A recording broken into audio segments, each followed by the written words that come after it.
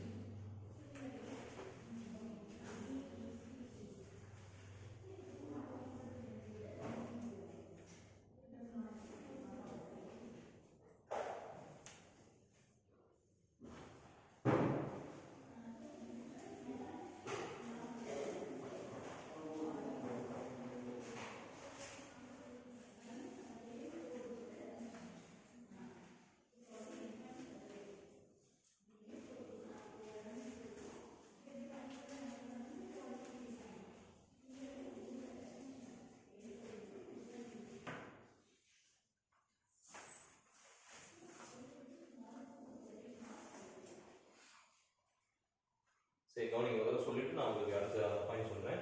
So Coulomb's law, already we know that Coulomb's law is nothing but the force is directly proportional to the product of the charges and inversely proportional to the square of the distance between them. அதை combine பண்ணி எழுதிருக்கோம்.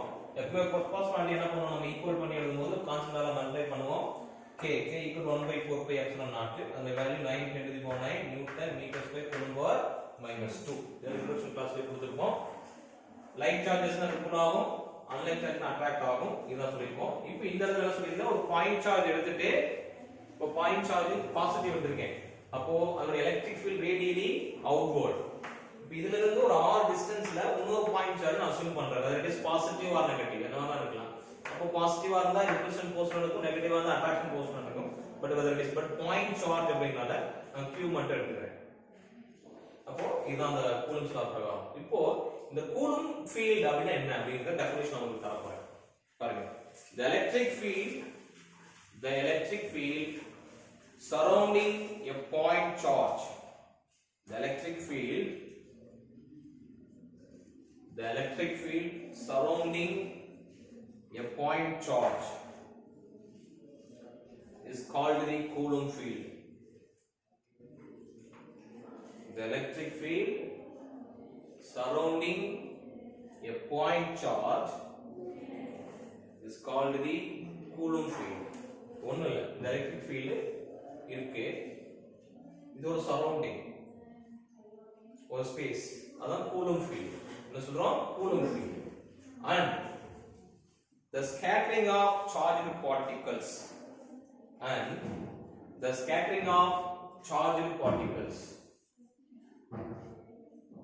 the electric field surrounding a point charge is called the Coulomb field, and the scattering of charged particles by the Coulomb field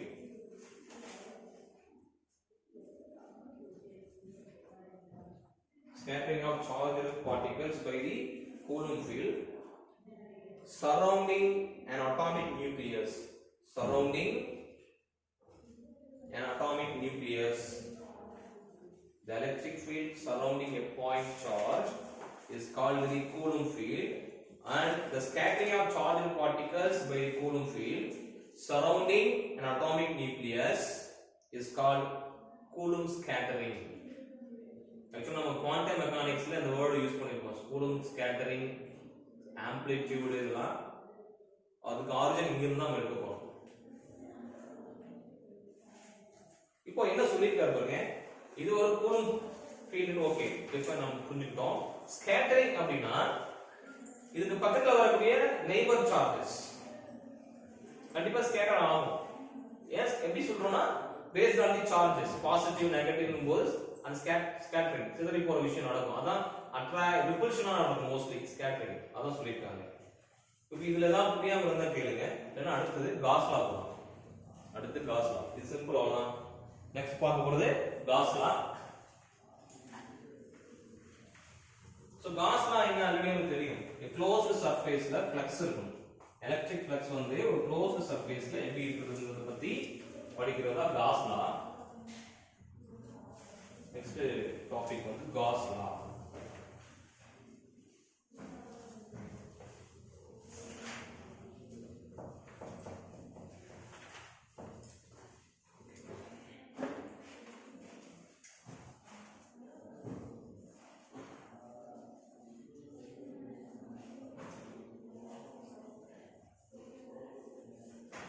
diagram போட்டா உங்களுக்கு ஈஸியா புரிஞ்சிடும் கிளாஸ்லாம் பொறுத்த வரைக்கும். ஒரு ஸ்மால் ஃபீல்ட் நம்ம இமேஜின் பண்ணிக்கிறோம்.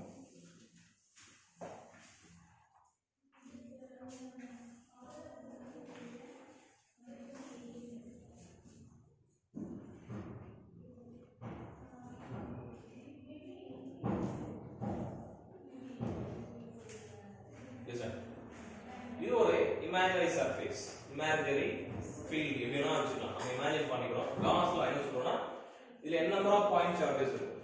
n number of point charges இருக்கும். அது ஒரு பாயிண்ட் சார்ஜ் அத நான் ஸ்கொயர் பார்ட்ஸ் போட்டுருக்கேன். அப்போ கண்டிப்பா ஒரு எலக்ட்ரிக் ஃபீல்ட் இருக்கும்போது இது க்ளோஸ்ட் சர்ஃபேஸ் தானே.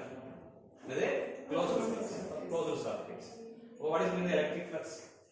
Number of electric field lines passing per unit area. Electric flux என்ன சொல்றோம்? Number of electric field lines passing per unit area. யூனிஃபார்மா போகுது அதுல லைன் போயிட்டு இருக்குன்னு அர்த்தம். இதெல்லாம் இமேஜினரி ஆல்ரெடி படிச்சிட்டு பேசிக். இப்போ எலக்ட்ரிக் ஃபீல்ட் சொல்லி ஃப்ளக்ஸ் யூஸ் பண்றோம். ஃப்ளக்ஸ்னா எலக்ட்ரிக் ஃப்ளக்ஸ். எலக்ட்ரிக் ஃப்ளக்ஸ்னா நிறைய லைன் போயிட்டு இருக்கும். அதுல ஒரு லைன் நான் கேப்சர் பண்ணி வச்சிருக்கேன். அப்போ per unit ஏரியாக்கு இதான் யூனிட் ஏரியா. அப்போ ஃபீல்ட் டைரக்ஷனுக்கு ஏரியாவுக்கு இடையில ஒரு ஆங்கிள் இருக்கும். அந்த ஆங்கிள் தான் புரியுதுங்களா? சரி எப்படி சார் இங்க ஆங்கிள் ஆகுதுன்னா நம்பர் ஆஃப் லைன்ஸ் பாஸ் ஆகிட்டு இருக்கும். நம்ம ஒரு சாம்பிளுக்கு ஒரு லைன் எடுக்கிறோம், ஒரு பாயிண்ட் எடுக்கிறோம். கண்டிப்பா per unit ஏரியாவுக்கு ஃபீல்டுக்கு ஒரு ஆங்கிள் இருக்கும். அது தீட்டா. இப்போ நான் ஸ்டேட்மென்ட் சொல்றேன், எழுதுங்க. டெஃபினிஷன் தான் காஸ் லாவோட definition. The total electric flux. This is the definition for Gauss law. The total electric flux normal to a closed surface. The total electric flux normal to a closed surface in an electric field.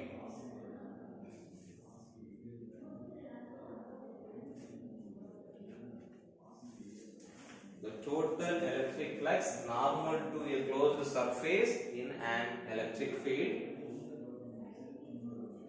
is proportional to the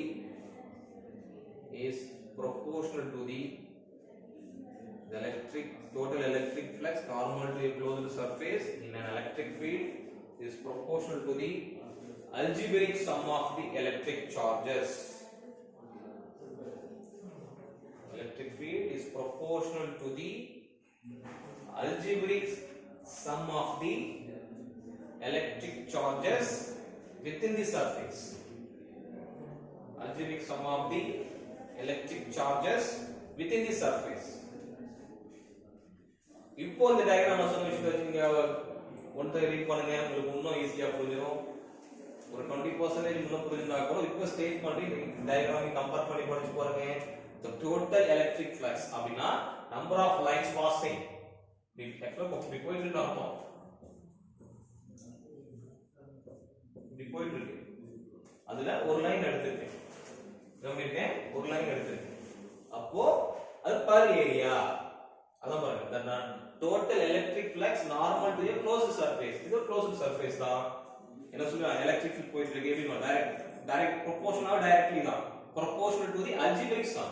அப்போ இதுல ஒரு charge இருக்காது, நிறைய individual charges இருக்கும். அப்போ இந்த இடத்துல நம்ம எடுக்கணும், இந்த இடத்துல எடுக்கணும், இந்த மாதிரி எடுக்கணும். அப்போ இது பாயிண்ட் சார்ஜ்ங்கும் போது அந்த ஒரு க்ளோஸ்ட் சிஸ்டத்துக்குள்ள எல்லாத்துக்கும் ஒரே பிஹேவியரா தான் இருக்கும். இப்போ பூந்தினா எல்லாம் ஒரே சைஸா தான் இருக்கும். ஓவர் ஏன்னா கரண்ட் எப்படி என்ன பண்றோம் நம்ம சொல்றது புரியுதுங்களா? ஏன் பூந்தி அடிக்கடி சொல்லணும்னா நல்ல எக்ஸாம்பிள் அதுதான். அப்போ ஒரு பூந்தி எடுத்து என்ன சைஸ்ன்னு சொன்னோம்னா நம்மளால சொல்ல முடியும், அப்ராக்சிமேட்டா வந்துடும். அப்போ அடுத்த விஷயம் என்ன பண்றோம்? எலக்ட்ரிக் ஃப்ளக்ஸ் டெஃபினிஷன் ஆல்ரெடி நான் கொடுத்திருக்கேன் இன்ட்ரோடக்ஷன் கிளாஸ்ல. சொல்லுங்க பார்க்கலாம். Electric flux.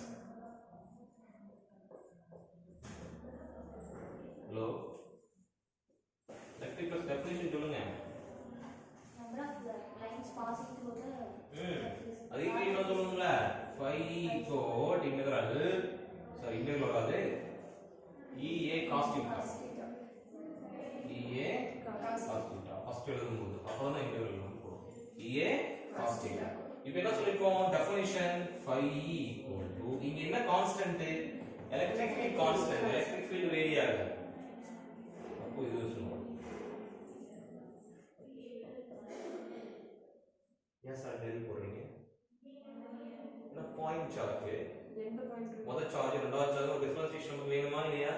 ஐங்கிறது positive integer, i equal 1 2 3 நம்ம கொடுத்துட்டே போனா இந்த சிஸ்டத்துல வந்து எவ்வளவு பார்ட்டிகல்ஸ் நமக்கு தெரியாது, என்ன நம்பர் ஆஃப் பார்ட்டிகல்ஸ் இருக்கலாம். அப்போ இது வேரி ஆகும். பூந்தினா கூட ஒரு பூந்தி சின்னதா இருக்கும், ஒரு பூந்தி கொஞ்சம் பெருசா இருக்கும். ஏன்னா ஜீரோல ஊறும்போது அதே கான்செப்ட் தான். சார்ஜ்னா கூட அது பொசிஷனை பொறுத்து கொஞ்சம் அது வேரியேஷன், ஸ்லைட்லி வேரியேஷன் தான் இருக்கும், ரொம்ப பெருசா இருக்காது. அப்போ அதுதான் டெல் லைன். இப்போ என்ன பண்ணோம்? சம்மேஷன் சொல்லிருக்கானே அவங்களா, summation சொல்லிருக்கானா.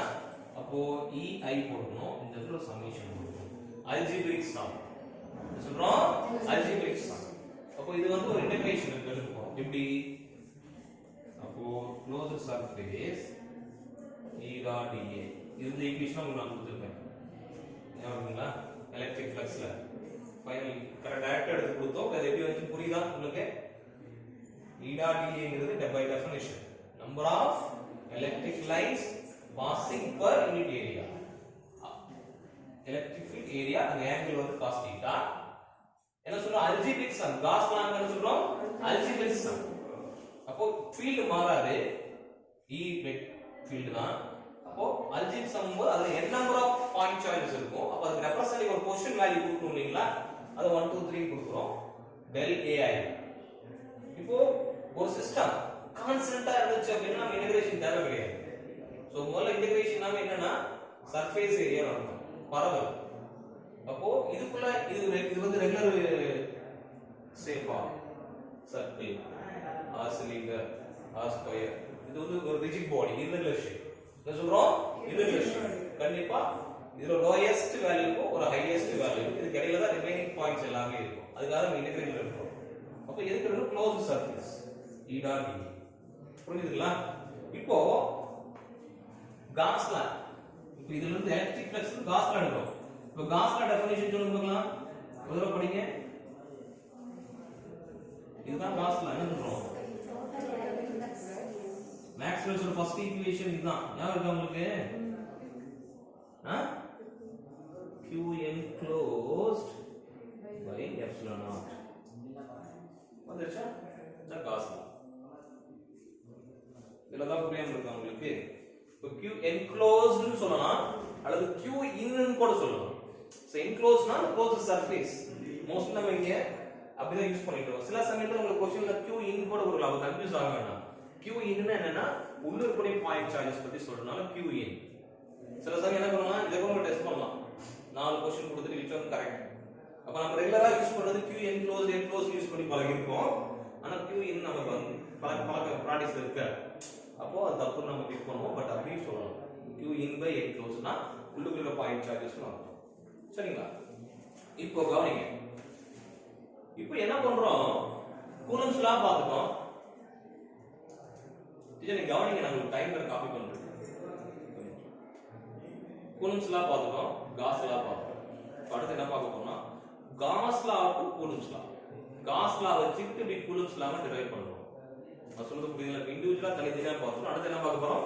Cos law to Coulomb's லா. ரெண்டையும் கம்பேர் பண்ணுங்க. கூலம்ஸ் லா காஸ் லாக்கு என்ன வித்தியாசம்? Cos law to Coulomb's law.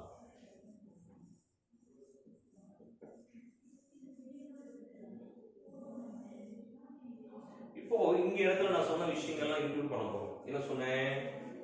Gaussian surface. Gaussian surface. அப்போ என்னன்னா ஸ்பெரிக்கல் சர்ஃபேஸ் ஒண்ணு ஞாபகம் உங்களுக்கு? டீச்சர்ஸ் இதான் ஒரு ஸ்பெரிக்கல் சர்ஃபேஸ். சரிங்களா? ஸ்பெரிக்கல் சர்ஃபேஸ்ல ஒரு சார்ஜ் நம்ம இமேஜின் பண்ணிக்கிறோம், பாசிட்டிவ் சார்ஜ் ஒரு r டிஸ்டன்ஸ்ல. அப்போ இந்த இடத்துல ஒரு ஃபீல்ட் நம்ம இமேஜின் பண்ணிக்கிறோம். இது வந்து இதனுடைய ஏரியா பாத்தீங்கன்னா ஒரு எலமெண்ட் ஏரியா நம்ம சொல்றோம் மேக்ஸ்ல. அப்போ டிஸ்டன்ஸ்ல இருக்கு, இங்க ஒரு ஃபீல்ட் இருக்கு.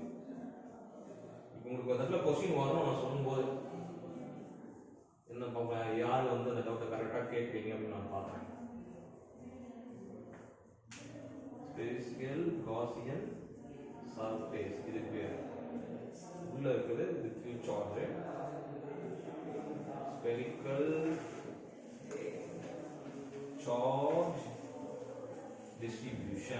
spherical charge distribution. இப்போ previous caseல பாத்தீங்கன்னா உங்களுக்கு என்ன சொல்லிட்டேன், நார்மல் சொல்லிட்டேன், பர்பெண்டிகுலரா இருக்குன்னு சொல்லிட்டேன், ஏரியாவும் சார்ஜும் அந்த ஃபீல்டும் ஏரியாவும் ஃபீல்டும். பட் இங்க பாருங்க parallel இருக்கு, ஏன்னா அது spherical surface. ஏன்னா அது என்னது ஸ்பெரிக்கல். இந்த மாதிரி क्वेश्चंस தான் உங்களுக்கு கேட்பாங்க. அந்த ஒரு வேர்ட்ல தான் டிஃபரன்ஸே இருக்கும். நான் சொல்றது புரியுதுங்களா? ஸ்பெரிக்கல் சர்ஃபேஸ்னா parallel. நான் உங்களுக்கு அது பாயிண்ட் சொல்றேன், நோட் பண்ணி வச்சுக்கோங்க. இப்போ கவனிங்க. என்ன சொல்ல போறோம்? ஒரு ஸ்பெரிக்கல் சர்ஃபேஸ் எடுத்துறோம். ஆக்சுவலா என்ன கான்செப்ட் பண்ண போறோம் நம்ம? Gauss law to Coulomb's law. இது ஒரு spherical surface. So Gaussian surface என்ன? Imaginary surface. ஏன் சொல்லிருக்கேன் அதுக்கு? கண்டக்டர் ஞாபகம் வச்சுக்கணும். கண்டக்டருடைய சென்டர் பார்ட்ல என்ன இருக்கும்? சார்ஜ் 0. ஏன் 0னா கண்டக்டர்ல என்ன இருக்கும்? எலக்ட்ரான்ஸ் மட்டும் தான் இருக்கும், மெஜாரிட்டியா நான் சொல்றோம். அப்போ அந்த எலக்ட்ரான்ஸ்க்கு என்ன சார்ஜ்? Negative charge. அப்போ ஆட்டோமேட்டிக்கா எல்லா எலக்ட்ரானும் பக்கமா வர முடியுமா? வர முடியாது. அப்ப ரிப்பல் ஆகும். அந்த எனர்ஜியை மினிமைஸ் பண்ணிக்கணும், குறைச்சுக்கணும் அப்படிங்கறனால என்ன ஆகும்னா எல்லாமே இந்த கார்னர்ல போய் தஞ்சம் புகுந்துடும். அப்போ அது இமேஜினரி சர்ஃபேஸ், அந்த காஸியன் சர்ஃபேஸ்ங்கிறது. இப்போ இந்த ஸ்பெரிக்கல் சார்ஜ் டிஸ்ட்ரிபியூஷன்ங்கிறது உள்ளுக்குள்ள இருக்கக்கூடிய சார்ஜ் டிஸ்ட்ரிபியூஷன். அது ஒரு சார்ஜ் எடுத்துக்கும். இப்போ மோஸ்ட்லி ஸ்பெரிக்கல் நமக்கு என்ன ஞாபகத்துக்கு வரணும்? கான்ஸ்டன்ட்டா இருக்குள்ள இருக்கிறது. இப்போ ரேடியஸ்ங்கிறது ஒண்ணுதான். நம்ம எந்த இடத்துல எடுத்து ரேடியஸ் மெஷர் பண்ணாலும் ஈவரா தான் இருக்கும். Because it's a surface, spherical surface. அது அந்த கான்செப்ட் வச்சுக்கணும். அடுத்து ஏரியாவும் ஃபீல்டும் எப்படி இருக்கும்? parallel. சரிங்களா? இப்போ எலக்ட்ரிக் ஃப்ளக்ஸ் என்னதுங்க? இப்போ ஜஸ்ட் நோ நம்ம டிரைவ் பண்ணோம். எலக்ட்ரிக் ஃப்ளக்ஸ் என்னங்க? என்ன போட்டோம்? phi equal to ml E dot dA. எடுத்துங்களா? ஓகே. இப்போ இந்த இடத்துல என்ன வரும்னு சொல்லிருக்கேன்? E யும் dm என்ன வரும்னு சொல்லிருக்கேன்? நான் அப்படியே எழுதி போடுறேன், கவனிங்க. இப்போ நான் டைம் தரேன், எழுதிக்கலாம். parallel everywhere. Why? Spherical. அது எங்கன்னா on the surface. அடுத்த பாயிண்ட் பாத்தீங்கன்னா இந்த இடத்துல என்ன பண்ணணும்? காஸ் லா எடுத்துக்கணும். கான்செப்ட் என்ன பண்ண போறோம்? நம்ம காஸ் லால இருந்து கூலம்ஸ் லா. அப்ப காஸ் லா என்ன சொல்லிருக்கோம்? phi equal to E constant நான் சொல்லிட்டேன், மாறாது இல்லையா? ஏரியா மட்டும் மாறும். அப்போ இதுக்கு என்னது? Q enclosed by epsilon naught. அப்போ E கான்ஸ்டன்ட் எவ்வளவு? அது நமக்கு தெரியும், denoted by A. இப்போ இந்த இடம் என்ன சப்ஸ்டிட் பண்ண போறோம்? அப்போ phi E equal to E. இப்போ ஏரியா என்ன ஷேப் இருக்கீங்க? ஸ்பெரிக்கல். ஃபார்முலா என்ன? Area formula. ஸ்பீரோட area 4 pi r square. 4 pi r square. அதான் என்ன வச்சிருக்கோம்? Q enclosed by. இப்போ நமக்கு என்ன வேணும்? Close. Q enclosed. Coulombs Lana என்ன வேணும் நமக்கு? E வேணும். அப்போ E னா Q enclosed by 4 pi epsilon naught to r square. இப்போ K ங்கிறது 1 by 4 pi epsilon naught. அப்போ இந்த இது போல அப்படியே எடுத்து K போட்டுக்கலாமா? ஹலோ. அப்போ என்ன உங்களுக்கு E equal to K into Q enclosed by r square. Coulomb's law வந்துச்சுங்களா? சந்தேகம் இருக்குங்களா?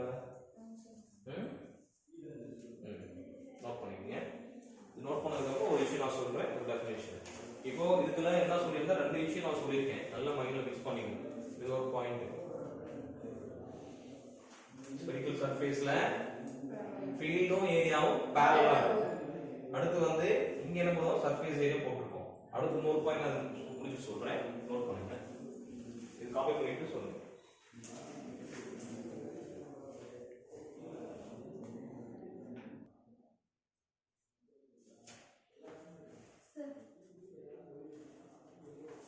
சொல்லுங்க, உட்கார்ந்து சொல்லுங்க. பேக் வச்சு பாத்து. Q வந்து சின்ன Q, அங்க மேல வந்து சின்ன Q போட்டுருக்கீங்க. இப்படி வேணா போடலாம். ஆக்சுவலா நான் இங்க q தான் போட்டுருக்கு, ஸ்மால் q தான் போடணும். அது ஒன்றும் பிரச்சனை இல்லை, நம்ம ரெப்ரசன்ட் பண்ணிக்கலாம். பேட் வேணா வாங்கிக்கோங்க, பேட் வச்சுட்டு பேட் வாங்கிக்கோங்க.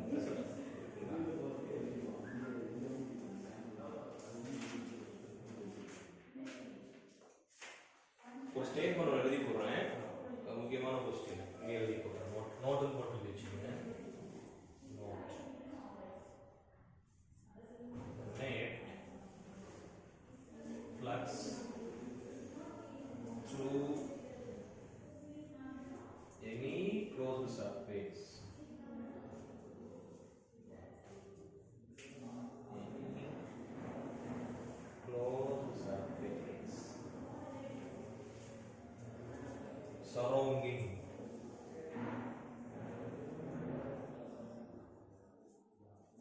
a point charge. A point charge Q is given by, சொல்லுங்க, என்ன ஸ்டேட்மெண்ட் வருது? The net flux through any closed surface surrounded by a point charge Q is given by Gauss law. Gauss law. Mu, so Q divided by epsilon naught. Q divided by epsilon naught. And இது முக்கியம். And it is independent. இது பழைய டிஆர்பில கேட்டிருக்காங்கம்மா. இது is independent. என்ன word வர expect பண்றீங்க? Independent of the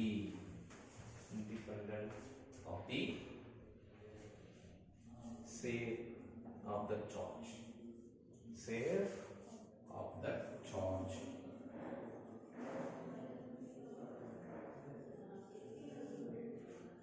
முக்கியமான word தான். 4 ஸ்டேட்மெண்ட் கொடுத்துட்டு இதுல எது வந்து கரெக்ட் அப்படின்னு கேட்டிருக்காங்க. இண்டிபெண்டன்ட், டிபெண்டன்ட், டைம்லி வேரிங் அந்த மாதிரி கொடுத்துட்டு இன்வெர்ஸ்லி டைரக்டட் ப்ரொபோர்ஷனல் மாதிரி கொடுத்துட்டு which one is correct regarding Gauss law அப்படின்னு சொல்லி கொடுப்பாங்க. அப்படி பார்த்தீங்கன்னா நமக்கு இண்டிபெண்டன்ட் பார்த்துங்க அப்படி சொல்லுவோம். அந்த காசியன் சர்ஃபேஸ் எடுத்துக்கலாம், ஸ்பெரிக்கல் ஷேப் எது வேணாலும் எடுத்துக்கலாம். பட் அவங்க போகிறது காசியன் சர்ஃபேஸ்னா மோஸ்ட்லி ஸ்பெரிக்கல் தான் வரும் நமக்கு, அது இமேஜினரி எடுத்துக்கணும். ஏன்னா மோஸ்ட்லி கண்டக்டர் அப்படிங்கிறது உங்களுக்கு எந்த ஷேப் இருக்கக்கூடியது, சிலிண்டர் ஷேப்பில் தான் இருக்கும். சிலிண்டர் வந்து மோர் ஓவர் அந்த லென்த்தில் நம்ம கிராஸ் செக்ஷன் ஏரியா மட்டும் தான் எடுப்போம். அப்போ நம்ம ஸ்பியர் அப்படிங்கிறத கன்சிடர் பண்ணுவோம். இது முடிச்சிட்டிங்க இல்லையா?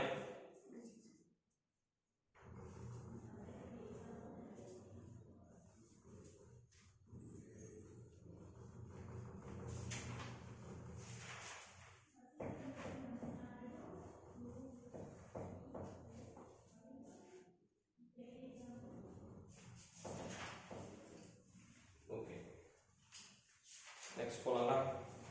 ஓகே, இப்போ அடுத்து பார்க்க போகிறது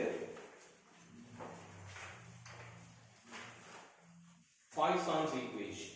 இப்போ என்னென்ன பார்த்துருக்கோம் ஆல்ரெடி நான் சொல்லியிருக்கேன். ஃபர்ஸ்ட் செக்மெண்ட்ல 4 ஈக்குவேஷன் பார்க்க போறோம். First Coulomb's, Gauss, Poisson, Laplace. இப்போ ரெண்டு முடிச்சுக்கோ. என்ன முடிச்சுக்கோ? Coulombs முடிச்சுக்கோ, cos முடிச்சுக்கோ. பார்க்க போறது பாய்சான்ஸ். Poisson's equation.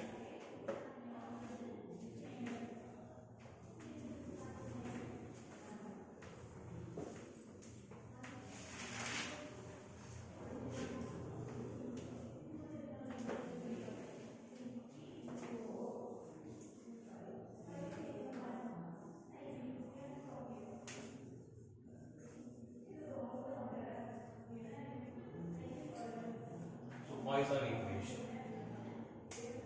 இப்போ எல்லாருக்கும் நோட்ஸ் இருக்கா? சரி, இன்னைக்கு எழுதி போடுறேன். நான் எழுதி போட்டு சொல்றேன், கவனிங்க. நோட்ஸ் இந்த கரெக்ட் நோட்ஸ் இருக்கிறது தான். பாய்சான் ஈக்குவேஷன் அப்படிங்கிறது எதை எக்ஸ்பிளைன் பண்றது அப்படின்னு முதல்ல தெரிஞ்சுக்கணும். முதல்ல அது என்ன, எதை வந்து ரிலேட் பண்ணுது. கண்டிப்பா எந்த ஈக்குவேஷனா இருந்தாலும் சரி நம்ம ஒரு ஈக்குவல் பண்ணி எழுதுவோம். ஈக்குவல் அப்படின்னா என்ன மீனிங்னா, இந்த லெஃப்ட் ஹேண்ட் சைடு இருக்கக்கூடிய value right hand side define பண்ண போகுது, இல்ல ரிலேட் பண்ண போகுது அப்படின்னு அர்த்தம். இப்போ இது என்னது ரிலேட் பண்ண போகுதுன்னா, பொட்டன்ஷியல் டு சார்ஜ் டென்சிட்டி. என்ன சொல்றோம் potential to the charge density இங்க நோட் பண்றேன் இது மெயினா ரிலேட் பண்ணனும் பாருங்க Poisson equation relates the potential to charge density already நம்ம படிச்சிருக்கோம்